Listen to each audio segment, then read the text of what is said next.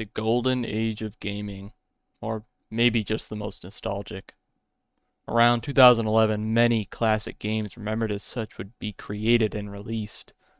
The Xbox 360 was the dominant platform in its space and had many players in its pool. Not only were AAA games thriving, but indie games had a place in the platform too due to the Xbox marketplace. But there was something absent from the platform around that time. A huge game was slowly growing, or rather, a little game called Minecraft, that at the time wasn't present on consoles. However, throughout video game history, there are many examples of knockoffs or games riding the wave of success another game forged. Very rarely these clones somehow manage to forge their own identity and survive past being a copy.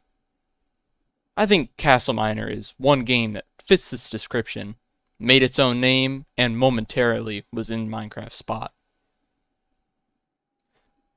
The story begins with Minecraft's official release onto PC on November 18, 2011, but it didn't initially release onto Xbox. Minecraft instead released 6 months later on May 9, 2012. This gap in time saw the release of several games that shared a lot of Minecraft's elements. The first to be released on April 8, 2011 was called Fortresscraft, and would go on to sell over 500,000 copies in the first 6 months. A little while later, Total Miner would be released, and focused more on the survival aspect, also gaining a significant amount of views on YouTube at the time.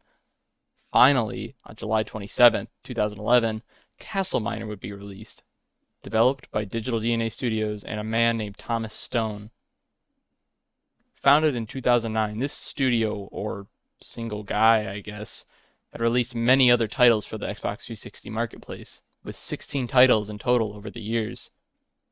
Most of which don't have much information about them other than their names, and the fact that they all incorporated the Xbox 360's avatars into their games. They were limited in gameplay to say the least, but that didn't stop them from selling. Mostly because they were fun games to play with a few friends, and they were relatively cheap, costing around $1 to $5. However, most of these games that copied Minecraft would never reach its popularity, and were mostly forgotten about. All but a few. There were 3 games released by Digital DNA that would be remembered for one reason or another. Castle Miner, Castle Miner Z, and I guess you could say Castle Miner Warfare. So what is Castle Miner? What is it about? And is that a dragon? At first glance, all 3 of these games might be shrugged off as mere Minecraft clones. A sandbox game featuring blocky, low-res textures and a focus on mining and crafting, but there's more beneath its pixelated surface. Castle Miner was only the first game released by Digital DNA in this style, and it wasn't their most remembered. It was actually most similar to Fortresscraft rather than Minecraft, and was bashed by critics for its art style and lack of game elements, like physics-based water or the lack of an ending. It was a simple creative game and wasn't offensive by any means, but it wasn't really anything to be proud of either. After Minecraft was announced to be releasing for the Xbox, Thomas Stone would shift his focus onto the next version. At least 4 months after Castle Miner Z would fare a bit better than its original. What Castle Miner Z did, and did quite well, was fuse the sandbox genre with the tension of survival horror. Unlike its voxel-based counterparts, the game thrusts the player into an apocalyptic setting, constantly attacked by hordes of undead and dragons. This added an edge to the gameplay and a sense of urgency and threat that keeps the player on their toes. There's always a lingering sense of danger, making each mined block and each constructed fortress and each bullet fired a matter of life and death, you could say. When you first spawn in, you instantly get the feeling that the world is just sort of off. Gray skies and the sound of wind rumbling throughout the world makes it feel empty. The sound design really works for this game and makes you feel alone. I've seen various mods that try to horrify Minecraft with similar sound design, and it really makes the world feel empty and scary. The world of Castle Miner Z is vast and varied. As you venture further away from the spawn point, the environment shifts dramatically from verdant forests to arid deserts, foreboding caves, and literal hellish dimensions. Each biome presents its own unique set of resources and perils, ensuring that the player never quite feels safe or settled, and forcing you into dangerous areas if you want stronger tools. Gathering resources is of course essential for crafting and making better tools and weapons to defend yourself.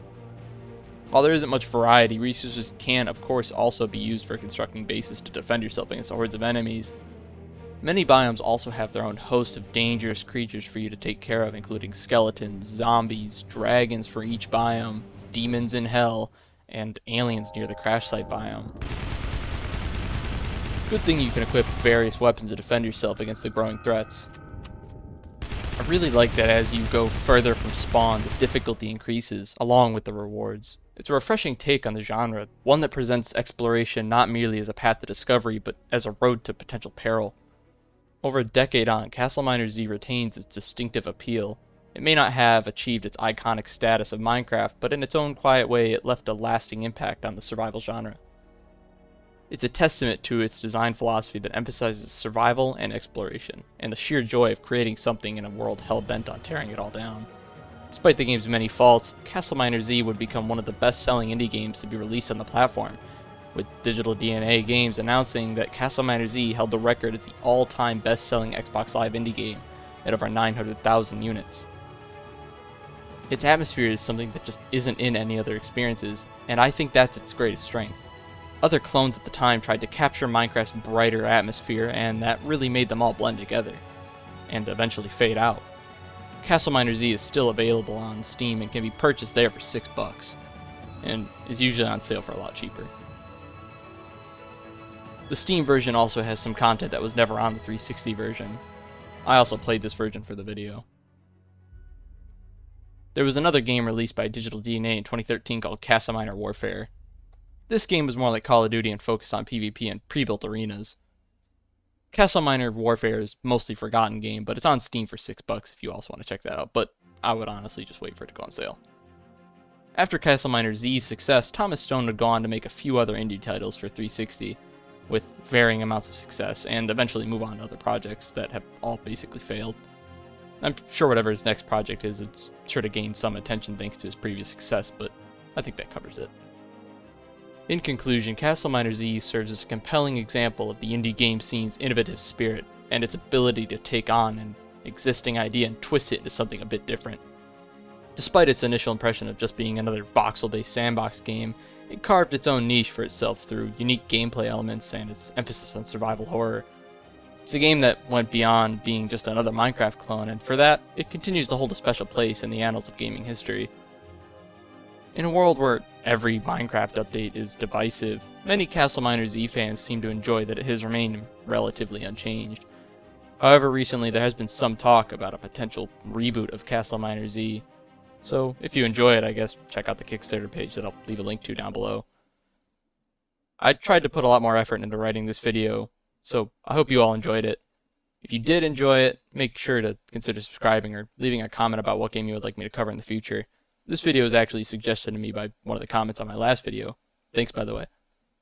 I'm working on a bigger video, and this was meant to be another smaller project for me to work on. Thanks again for watching. Peace out. Have a good one.